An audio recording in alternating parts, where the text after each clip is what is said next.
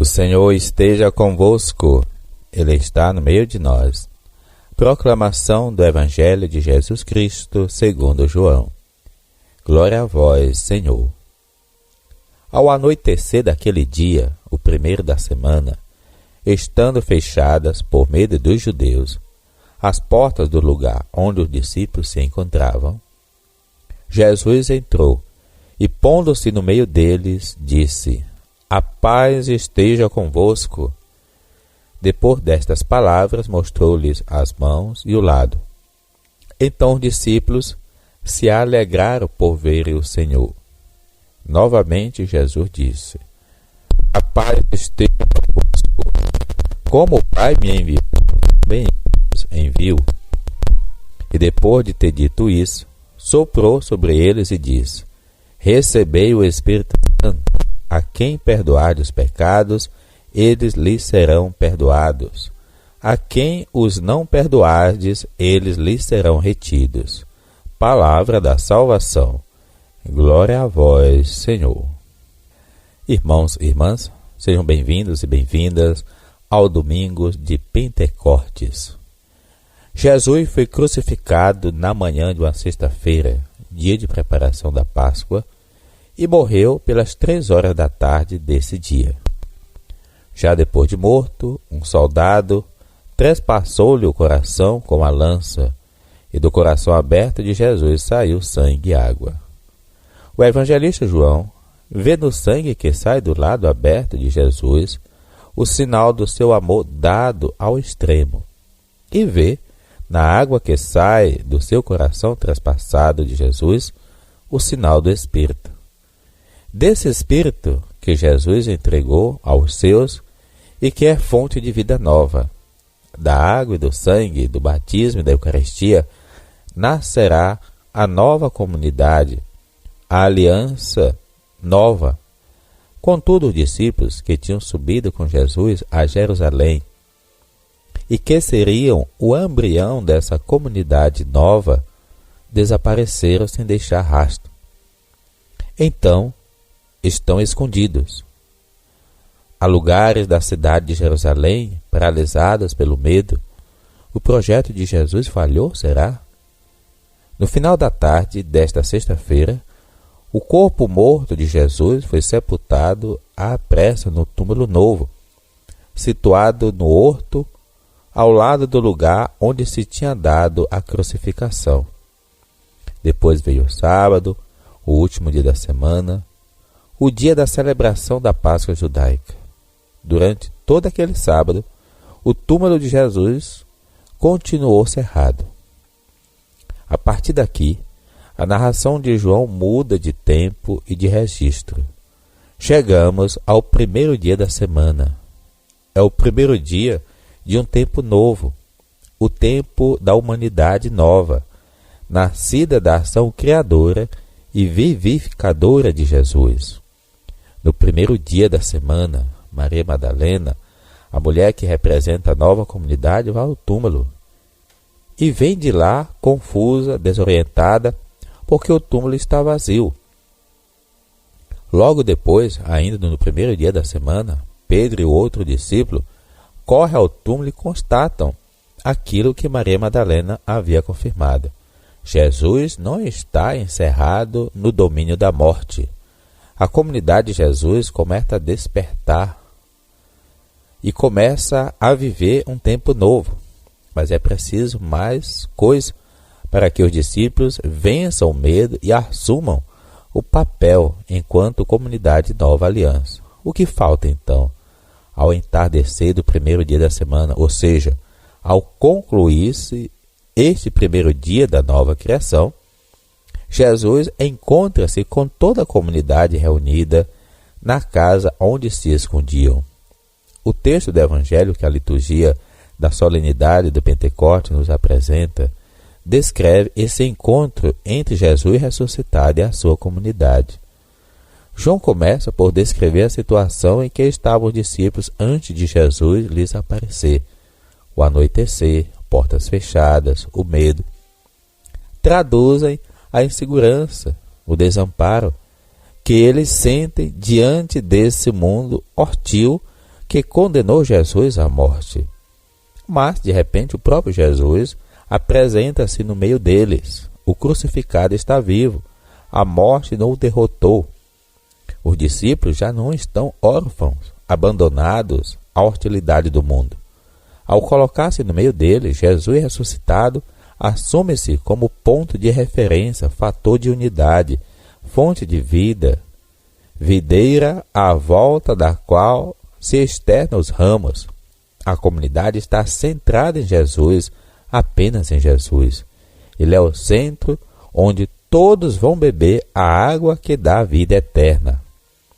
A esta comunidade que se reúne à sua volta, Jesus transmite duplamente a paz. Não é apenas o tradicional cumprimento hebraico Shalom. Significa, para além disso, que Jesus venceu tudo aquilo que assustava os discípulos: a morte, a opressão, a mentira, a violência, a hostilidade, a indiferença, o mundo.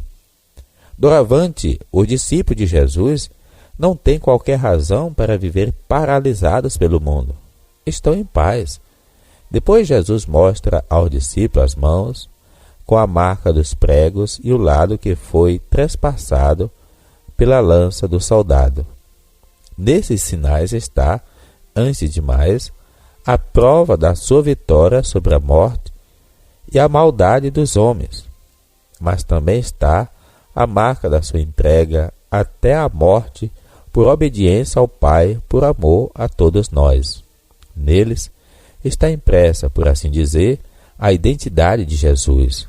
É nesses sinais de amor e de doação que a comunidade reconhece Jesus vivo e presente no seu meio. A permanência desses sinais indica a permanência do amor de Jesus. Ele será sempre o Messias que salva e do qual brotarão a água e o sangue que constituem e alimentam a comunidade. A essa presença de Jesus, os discípulos respondem com alegria. Eles estão alegres porque Jesus está vivo, mas também estão alegres porque sabem que começou um tempo novo, o tempo em que a morte já não assusta, o tempo do homem novo, do homem livre, do homem que encontrou com a vida definitiva. Em seguida, Jesus convoca os discípulos para a missão. Que missão? Precisamente a mesma que o Pai lhes confiou a ele: realizar no mundo a obra de Deus. Os discípulos concretizarão esta missão sempre em ligação com Jesus. Eles são ramos ligados à videira, que é Jesus, pois só assim darão fruto. Para que os discípulos possam concretizar a missão, Jesus realiza um gesto inesperado, mas bem significativo. Soprou sobre eles. O verbo aqui utilizado é o mesmo do texto grego, em Gênesis 2, 7, quando se diz que Deus soprou sobre o homem da argila. Infundiu-lhe a vida de Deus. Com o sopro, o homem tornou-se um ser vivente. Com este sopro, Jesus transmite aos discípulos a vida nova, o Espírito Santo, que fará deles homens novos e que os capacitará para viverem como testemunhas do ressuscitado. Trata-se, em boa verdade, de uma nova criação, da atividade de Jesus, do seu testemunho, do seu amor, do seu dom, nasceu uma nova humanidade capaz de amar até ao extremo de dar vida, de realizar a obra de Deus. Poucas horas antes de morrer, naquela inesquecível ceia de despedida que fez com que os discípulos, na Quinta-feira Santa, Jesus tinha-lhes prometido que eles não ficariam sozinhos e que ia dar-lhes o Espírito Santo. Clamaram-lhe então o Espírito da Verdade, o Paráclito, e garantiria que esse Espírito ficaria sempre com eles. Lhes ensinaria tudo e lhes recordaria tudo o que o próprio Jesus lhes tinha dito. Os guiaria para a verdade completa, lhes daria a conhecer tudo o que havia de vir. Agora, o ressuscitado logo se encontra com o discípulo Jesus e por isso a promessa se realiza. Animados pelo Espírito, a comunidade nova poderá agora começar a percorrer o seu caminho pela história. O sopro de vida que Jesus transmitiu aos seus discípulos é criá-los a cada passo e vai revigorá-los para que possam assim, com coragem, ser testemunhas do Evangelho até os confins da terra. Irmãos e irmãs, celebrar o Pentecostes não é só celebrar a vinda do Espírito Santo, que é a revelação da terceira pessoa da Santíssima Trindade, mas também celebramos o nascimento da Igreja, do cristianismo, da Igreja Católica, da comunidade. Devemos nos alegrar pela nossa história. Houveram momentos difíceis, de escuridão, mas o Evangelho nunca deixou de ser luz.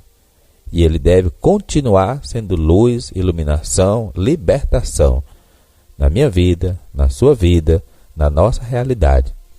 Sintamos a alegria de ser igreja. Sejamos igreja viva, sejamos igreja missionária, sejamos igreja do Espírito Santo que nos capacita a sermos testemunha daquele que ressuscitou para que todos nós tivéssemos vida e vida em abundância.